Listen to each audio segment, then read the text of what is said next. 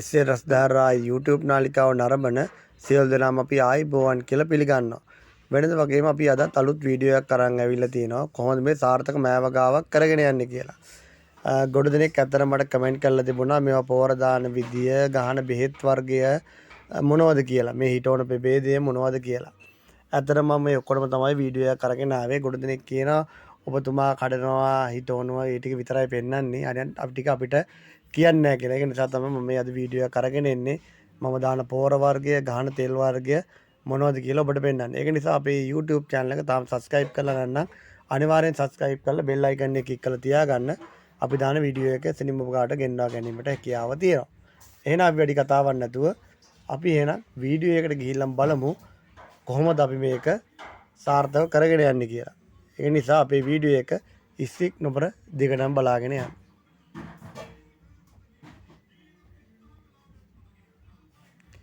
ඔබට පේනවා දැන් මම මෙන්න මේ විදිහට තමයි පාති සකස් කරගෙන තියෙන්නේ. වෙනද මම අඩි 2ක් විතර ප්‍රමාණයට තමයි පාති දාන්නේ.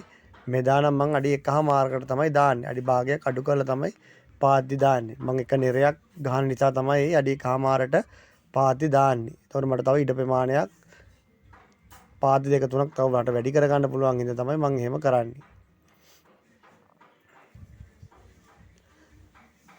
දැන් ඔබ මේ වීඩියෝ එකේ පේන විදිහට ඔන්න ඔය විදිහට කාණු ගැට්ට දෙක තියෙනවානේ මේ කෙරවල.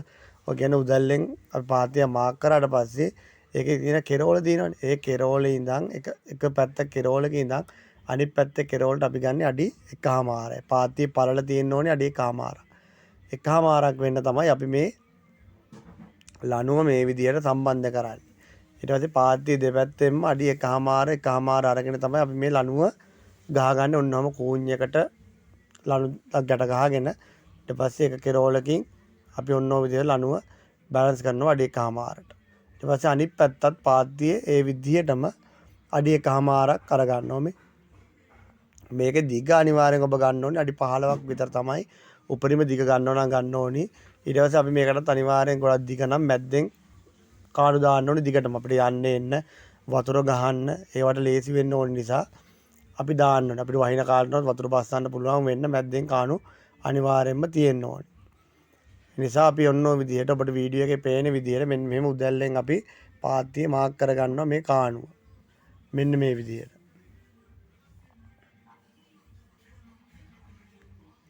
ඔය මෙන්න මේ විදිහට ඔබ ලස්සනට ලණුවක් ගහලා පාත්‍රය ටික දාගත්තට පස්සේ ඔබට ලස්සනට කෙලින් වැඩේ ලස්සන පිළිවෙලකට කරගන්න පුළුවන්. මෙහෙම අපි පාත්ති කෙලින් නූලකට ගහලා දානකොට අපිට ඇත්තටම නූල් අදින්න ලණු ඇද ගන්න පාත්ති වලට හරිම පහසුයි. ලේසි හින්දා තමයි අපි මේ විදියට කරන්නේ. නැන්න ඔබ හිතුමනාපෙට අපි කෙලින් කියලා හිතලා දැම්මට අපි පාත්ති ඇදේ යනවා. එහෙම කරගන්න අමාරුයි. නිසා ඔබ අනිවාර්යයෙන්ම මේ විදිය ලණුවක් පාවිච්චි කරලා පාත්ති සකස් කරගන්න. ඔබට පේනවනේ දැන් අපි මෙන්න විදිය සකස් කරගෙන තියෙන්නේ. මේ පාත්ති අනිවාර්යෙන් පල්ල අඩි 1.5 තමයි මම ගන්නෙ. ඉස්සර නම් අපි අඩි 2කට ගත්තා. දැන් අඩි 1.5කට තමයි ගන්නෙ. ඊට පස්සේ ඔබ මේ වීඩියෝ එකේ පේන විදිහට මෙන්න මේ පාත්තිය මට්ටම් කර ගැනීමක් කරන්න ඕනේ.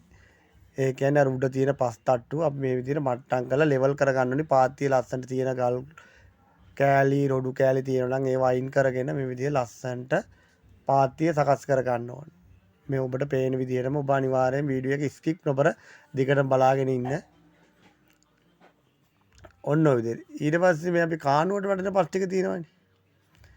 දැන් ඔබ දැන් ඔහොම මට්ටම් කරගෙන ගියාට පස්සේ ඔබ දැන් මේ කාණුවට පස් ටික. ඊට පස්සේ මෙන්න මේ විදිහට මේ කාණුවට පස් ටිකත් අපි මෙන්න මේ විදිහට පාත්තියටම ආය ඔන්නෝම හදාගෙන යනවා. කාණුව පොඩි ආය පෑදීමක් කරනවා පොඩියට.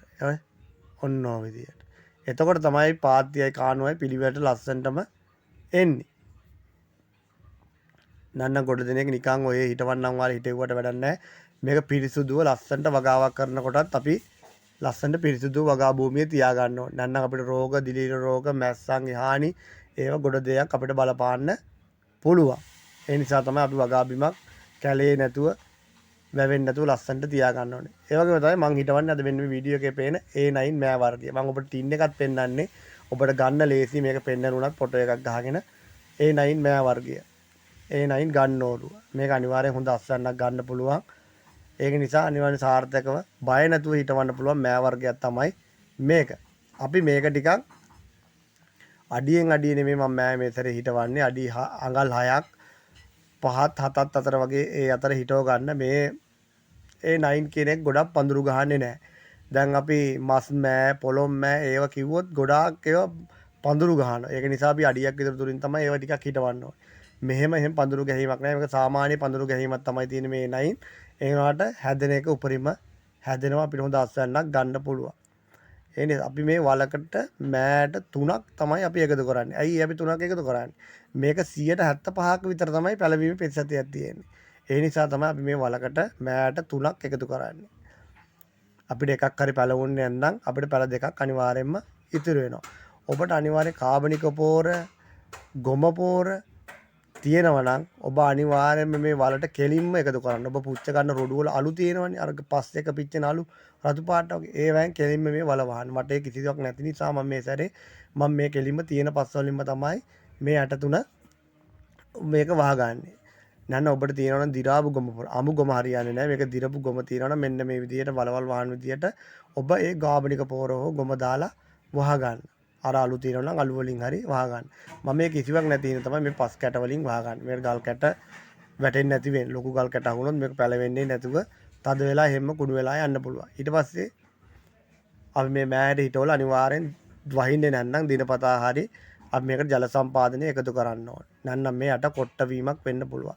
අනිවාර්යෙන් මෑ දවස් 3ක් 4ක් යනකොට අනිවාර්යෙන්ම පැලවෙනවා. මම ඊට පස්සේ මේ වලවල් වලින් දවසකට පස්සේ මම ඒකට එකතු කරලා තිනවා රසායනික පොහොර. රසායනික පොහොර ඔබට එකතු කරන්න පුළුවන්. මේක TSP එකතු කරන්න පුළුවන්. ඔබට මේ නිල් කැට වගේ පෙබේදයක් මේ උඩින් මූලික පොහොරක් විදියට පැලවෙන්න කලින් අපි හිටවල පහුවදා වුණත් හිටවපු දවසේ වුණත් කමන්නේ ඔබට දාලා ජල සම්පාදනය එකතු කරන්න ඕනේ. ඔය මේ අපි අර හිටවල තියෙන වලවල් උඩින් අපි මේ විදියට නිල් කැට එකතු කරගෙන ගිහිලා තියෙනවා. ඔබට මේ වීඩියෝ එකේ පේන විදියට ඔබ ලස්සනට වගාව කරගන්න. එතකොට අපි මූලික පොහොරක් නැහැ. පැලවෙනකොට ලස්සනට මේ වගාව හොඳට නිරෝගී පැලයක් අපිට සකස් කරගන්න පුළුවන්. අපි ඊට පස්සේ මේක පැලවුණාට පස්සේ අනිවාර්යෙන් අපි මේකට කුණු විකර්ෂකයක් අනිවාර්යෙන් යොදන්න ඕනේ. ඔබ කාබනික කරනවා නම් සුදු ලුණු, රතු ලුණු, ඒ පොතු කොහොම කොළ නිස්කාරණය, ඒ වගේ දීනාශක වලට කුරුදු කොළ නිස්කාරකය ඒව යොදන්න පුළුවන්. ඔබ නැත්නම් රසායනික කරන කෙනෙක් නම් ඔබට කැප්ටාන් කියන වර්ගය ඔබට යොදන්න පුළුවන්. මේක අනිවාර්යෙන් ඔබ සෝරෝ කියන බෙහෙත් වර්ගයක් ඔබ රසායනික කරනවා නම් මේකට මුලින් ස්ප්‍රේ කරගන්න පොඩි මැස්සන්ට අර පට්ට කඩින්නන්ගේ හානියට ඒවට ඔක්කොටම හරින ඔය සෝරෝ කියන බෙහෙත් වර්ගය ගැහුවලා. ඔය ඔබට පේනවා දැන් මේක මේ දින 7ක් වෙනවා. දැන් මේක අපි පැලවෙලා දින 7ක් වෙන වගාවක් තමයි මම ඔබට මේ පෙන්නන්නේ.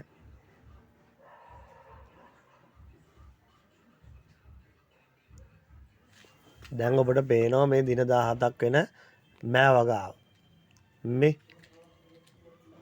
මේක අපි දින 14න් 15න් අපි දෙවෙනි පාර පෝර එකතු කරන්න ඕනේ. අනිවාර්යයෙන් මේ පාත්‍යයට තියෙන පොඩි තනකොළත් එක්ක මේ වෙන්න අපි පොඩ්ඩක් උදැල්ලෙන් කොටාලා ගන්නවා. මට ඒ ටික අතර වීඩියෝ කරගන්න බැරි වුණා. මම ඒ නිසා ඔබට මේ දැන් පෙන්නන්නේ මේකට අපිට එළවලු පෝර එකතු කරන්න පුළුවන්. මේකට සුපර් බේසර් කියන එක එකතු කරන්න පුළුවන්. දැන් නම් ඔබට රතු කුඩු, යූරියා, කැට පෝර වගේ දේවල් ගහලා එකට එකතු කරලා ඔබට පෝර හදලා එහෙම දාන්නත් පුළුවන්. දැන් ඔබට අර වගේ සුපර් බේසල් එළවලු පෝර වගේ දෙයක් ඔබට මේකට අනිවාර්යෙන් එකතු කරන්න පුළුවන් මේ විදිහට තමයි.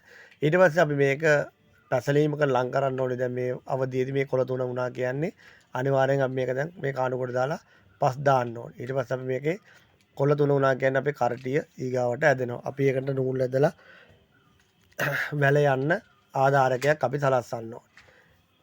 ඒ නිසා අපේ වීඩියෝ එක අනිවාර්යෙන් subscribe කරලා නැත්නම් අනිවාර්යෙන් subscribe කරලා bell icon එක click කරලා තියාගන්න. අපි දාන වීඩියෝ එකකින් ඔබට ගෙන්වා ගැනීමට හැකියාව තියෙනවා. එහෙනම් අපි නූල් අදින ඒ වීඩියෝ එකකින් අපි නැවත හමු වෙමු ඊගා වීඩියෝ. එහෙනම් සියලු දෙනාටම බුදු සරණයි.